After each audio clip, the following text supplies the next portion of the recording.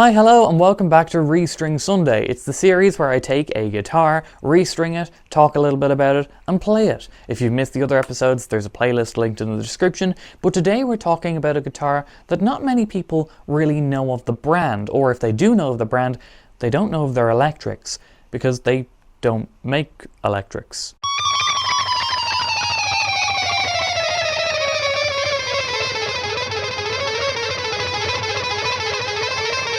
This is a Lagjet 500, and it's a guitar that I used a lot, and it's a very high-spec guitar, especially considering the price that I paid for it. Oh, come on. Yeah, there's really only one design flaw with this guitar, and it's the backplate doesn't allow strings to be removed easily. And by the way, yes, this is an ironing board. It is the perfect guitar workstation. So this guitar is made by Lag, but who are Lag? Well, they're a French company founded by Michel Lag in 1981. He started by making handmade electric guitars in France, and the company grew from there. There were a number of signature guitars made. Probably the most notable was Phil Campbell from Motorhead, but there was also a 7-string signature for Stéphane Forte, and there was also like a Super Strati single cut made for Black Label Society's Dario Lorena.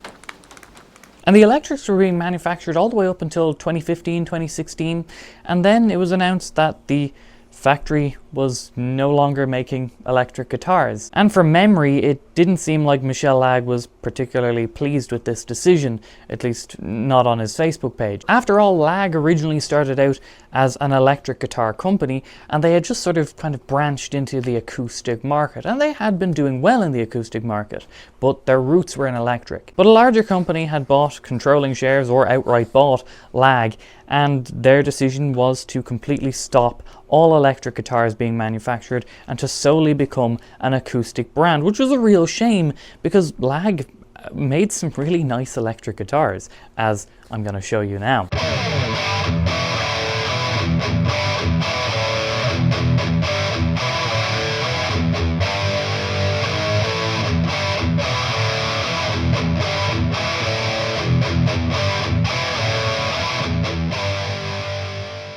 So I picked up this guitar from a shop called Walton's. It was around, 2012 probably. And Walton's, I suppose, used to be the closest Ireland had to a chain store of guitars, because there were two.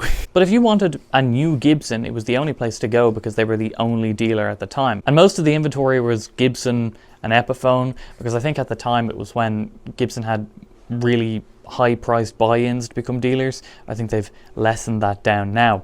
But Walton's at the time were the only Gibson dealers. So they had Gibson, they had some Fender, and then they really only stocked a couple of brands where they had a handful of guitars, 2 or 3. They had Dean, so they had a few Dave Mustaine V's, and they had Lag. Now a lot of their Lag stock was in acoustic, but they did have on the wall a few Lag electrics, maybe 4 or 5, and this was one of them. Now these guitars didn't seem to be selling. They stayed on the shelves for quite a while. I had played them before, I had liked them, but they were priced at something like I think like €800 maybe, which was a bit out of my budget at the time. But I suppose lucky for me, they didn't sell. Now Lag had a couple of Super Strat models, which Walton's had, but they also had these which were more classic Strat inspired, but fairly different, especially the body shape. And maybe the body shape being rather unusual was the reason that people didn't buy this at €800. But a few months later,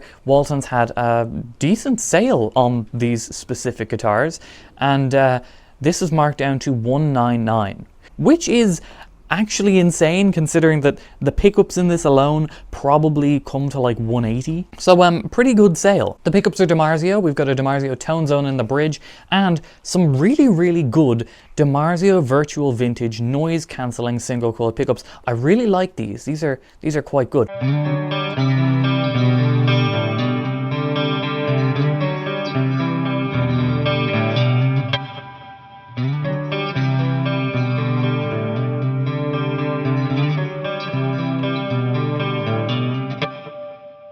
But good specs don't stop at the pickups either. This guitar has a Wilkinson trem, which is sort of an upgraded Strat tremolo. It's the vintage style, but it is quite a good tremolo and stays in tune. We've got a volume, tone, and a 5-way pickup selector switch with a push-pull on the tone knob. The only modification I made to this guitar was changing out the plastic knob for a metal one on the tone knob so I could actually get a grip and actually use the push-pull.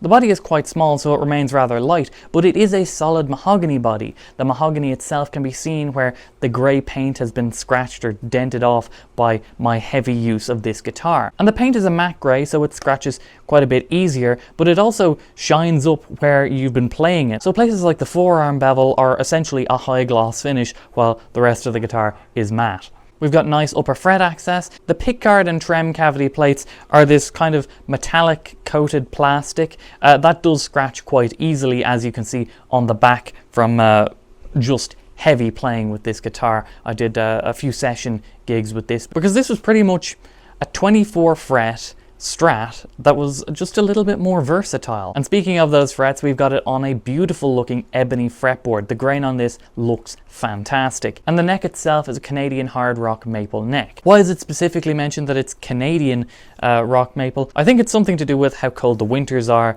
so the trees grow harder or denser or something along those lines. And finally we reach the tuners, which are probably my favorite part of this whole guitar, but we'll get there when I start putting some strings on because I've been talking for too long.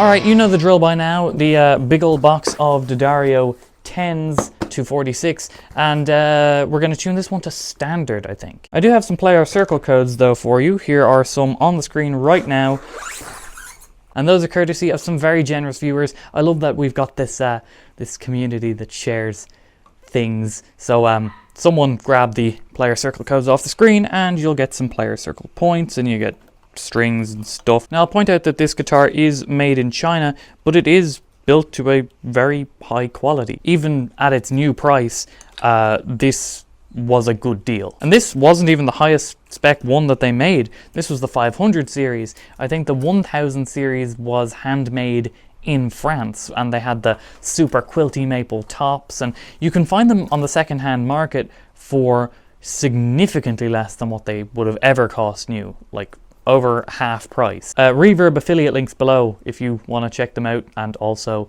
help me out. That would be cool.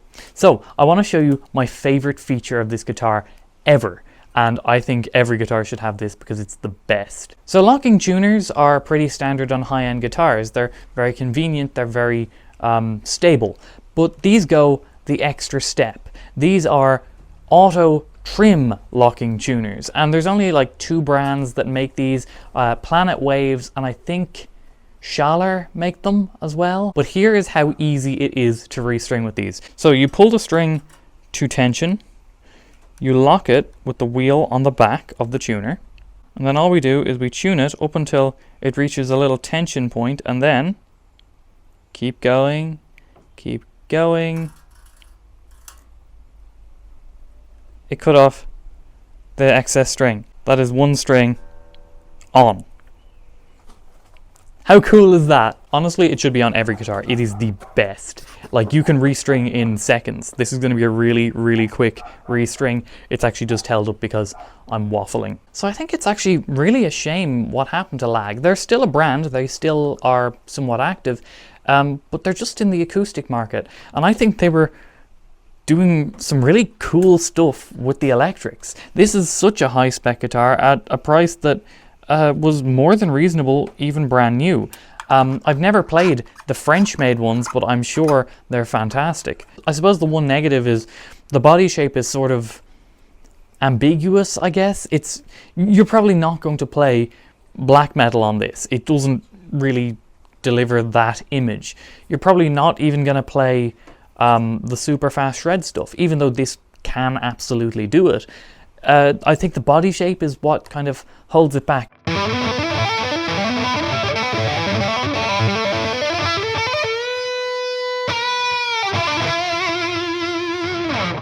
It's pretty much spec'd out to be a 24 fret modern Strat, and it does deliver a unique shape, but that uniqueness isn't always going to be preferred by everybody. Yeah, in my view, a real shame that we lost a electric guitar brand that was really doing some cool stuff. So yeah, if you see a Lag out in the wild, make sure to check it out. You can get them at really good prices now that they are really not known as an electric guitar brand. So thank you for watching. Make sure to subscribe if you like these types of videos. There's one just about every week, unless I can't make one that week.